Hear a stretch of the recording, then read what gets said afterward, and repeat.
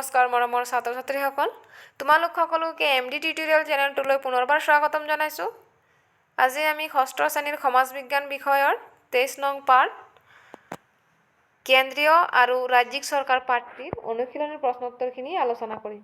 ব'লা তেন্তে ভিডিঅ'টি এতিয়া আৰম্ভ কৰোঁ। 1. উত্তৰ লিখা। ক, কেন্দ্ৰীয় চৰকাৰৰ অংগ কেইটা আৰু কি কি? উত্তৰ, কেন্দ্ৰীয় চৰকাৰৰ অংগ তিনিটা হ'ল বিধানমণ্ডল, কাৰ্যপালিকা আৰু ন্যায়পালিকা। খ, লোকসভা আৰু ৰাজ্যসভাৰ আন দুটা নাম কি? উত্তৰ, লোকসভা আৰু ৰাজ্যসভাৰ আন দুটা নাম হ'ল ক্ৰমে নিম্ন সদন আৰু উচ্চ সদন। তাৰমানে লোকসভা নিম্ন সদন আৰু ৰাজ্যসভা উচ্চ সদন বুলি কোৱা হয়। গ, লোকসভা আৰু ৰাজ্যসভাৰ সদস্যৰ সংখ্যা কিমান? উত্তৰ, লোকসভাৰ সদস্যৰ সংখ্যা 545 জন আৰু ৰাজ্যসভাৰ 250 জন। ঘ, প্ৰধানমন্ত্ৰী আৰু আন মন্ত্ৰীসকলক কোনে নিয়োগ কৰে? উত্তৰ, প্ৰধানমন্ত্ৰী আৰু আন মন্ত্ৰীসকলক ৰাষ্ট্ৰপতিয়ে নিয়োগ কৰে। উঙ, কেন্দ্ৰীয় মন্ত্ৰীসকলৰ দপ্তৰসমূহ কোনে বিতৰণ কৰে? উত্তৰ, প্ৰধানমন্ত্ৰীয়ে। প্ৰথম চ, ন্যায়পালিকাৰ কাম কি?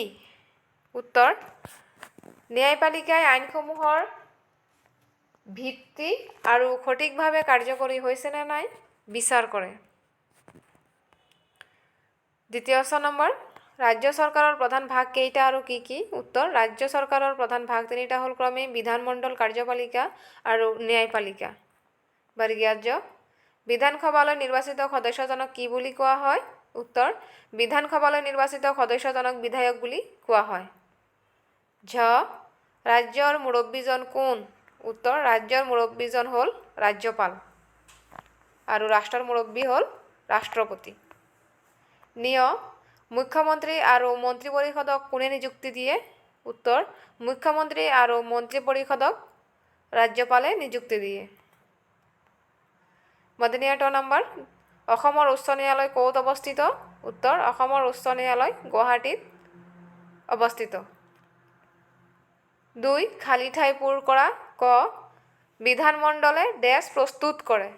উত্তৰ, আইন। বিধানমণ্ডলে আইন প্ৰস্তুত কৰে। খ, কাৰ্যপালিকাই আইনসমূহ ডেছ কৰে? উত্তৰ হ'ব কাৰ্যকৰী।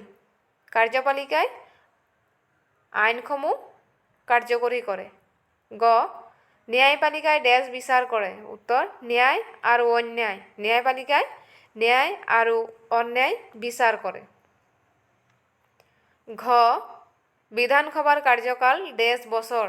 উত্তৰ হ'ব 5 বছৰ। বিধানসভাৰ কাৰ্যকাল 5 বছৰ। উঙ, ৰাজ্যপালেই ৰাজ্যৰ ডেছ? উত্তৰ, মুৰব্বী। ৰাজ্যপালেই ৰাজ্যৰ মুৰব্বী।